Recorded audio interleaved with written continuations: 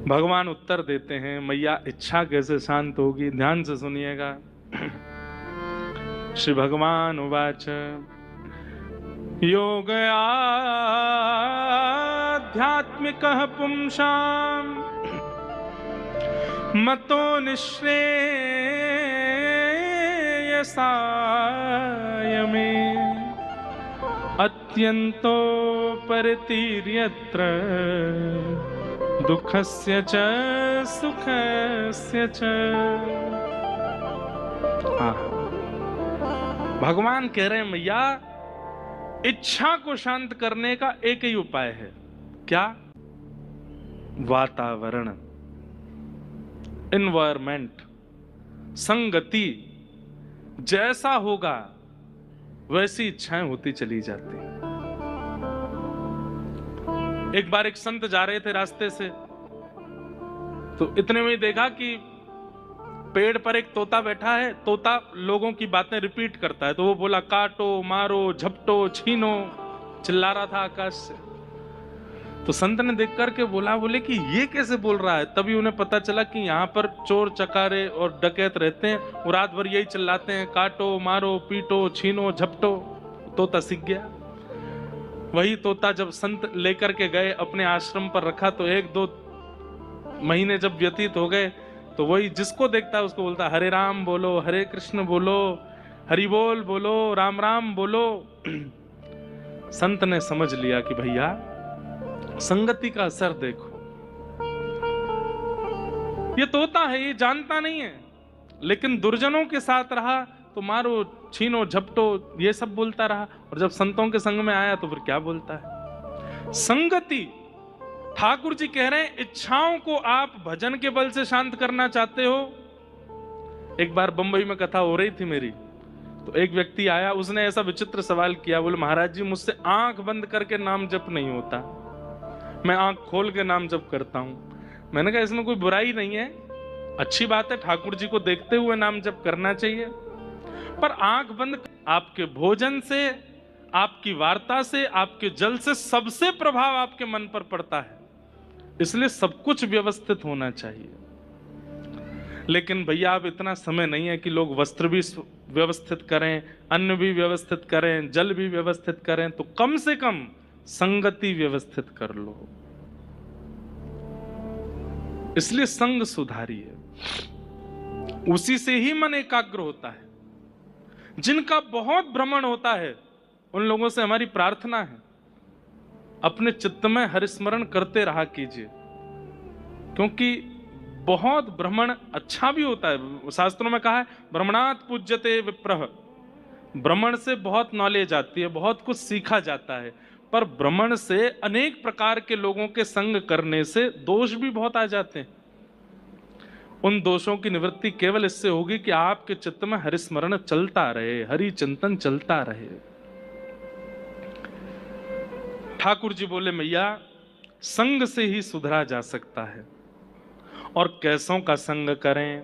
तब भगवान कहते हैं या तो 5 लक्षण हो या 5 में से एक भी लक्षण जिनमें हो उनका संग करो। कौन कौन से 5 लक्षण हैं? तितिक्षव कारुणिका श्रुहृद सर्वदेहिनां अजात शत्रव शांता साधव साधुभूषणा। सबसे पहला सहनशील। जिस व्यक्ति का हम संग करें उसमें सबसे पहला गुण क्या होना चाहिए? सहनशीलता, पेशेंस। दूसरा कारुणिका, दया, दया उसके चित्त में होनी चाहिए। तीसरा श्रुहृदः सर्वदेही नाम, सबका हित चाहने वाला हो।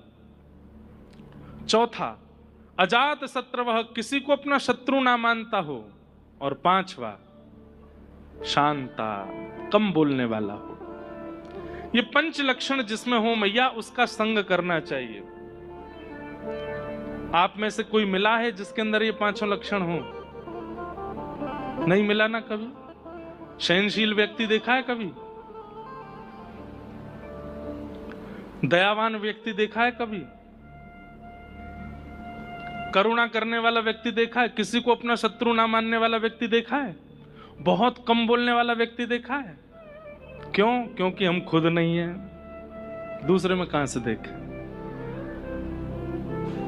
जब दूसरे व्यक्ति में देखने की बात आती है तो हम सारे गुण देखना चाहते हैं, खुद में हैं। तितिक्षवः, सहनशीलता नहीं आती,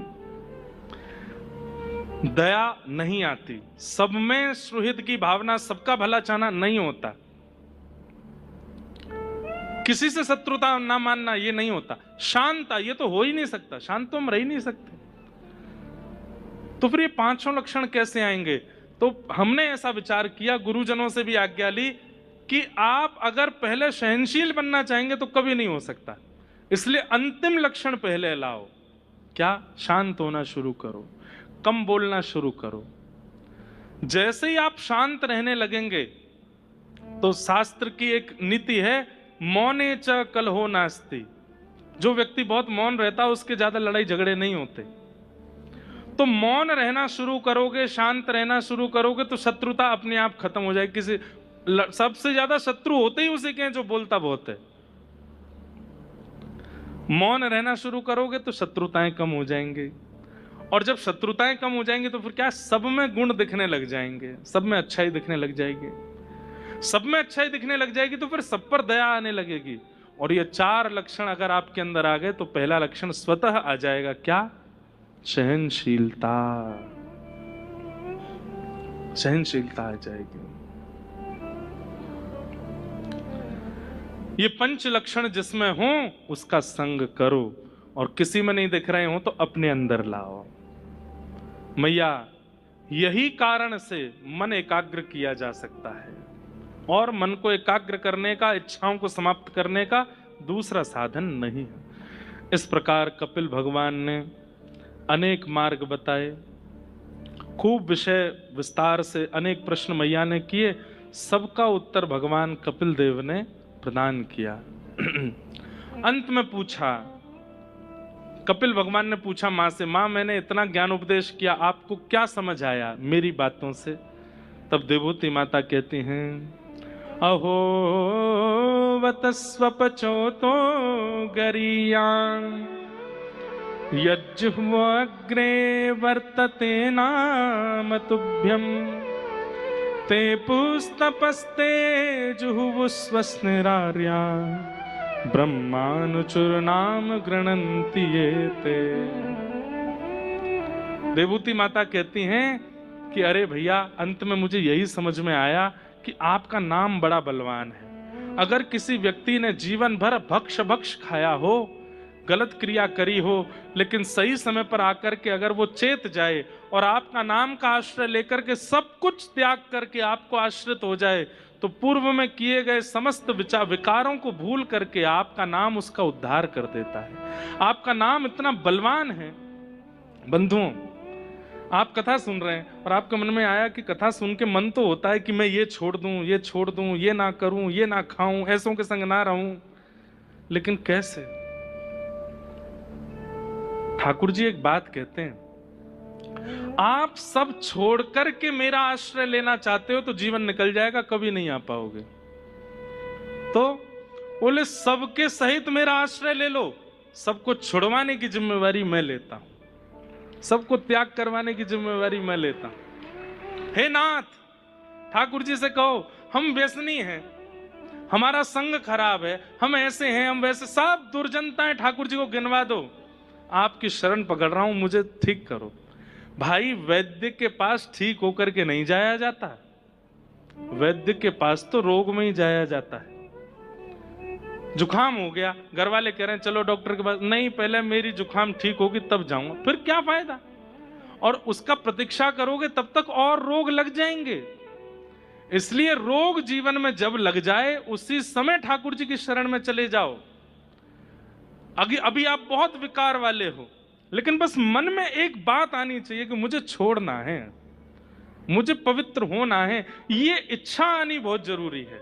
अगर ये इच्छा नहीं आ रही है तो मत आइएगा, लेकिन जब ये इच्छा आ जाए कि बस अब मुझे समर्पित होना है, मेरा विषय बहुत खराब है, मेरा संग खराब है, मेरा भोजन खराब है, मेरे विचार खराब हैं, कैसे करूं पवित्र? आप तो बस शरण ग्रहण करो, चरण पकड़ लो ठाकुर जी के, और चरण पकड़ के कहो नाथ ये है मेरे पास, अब आप देख लो, आप जानो, आपका काम जाने। तेरी शरण में आके मैं धन्य हो गया।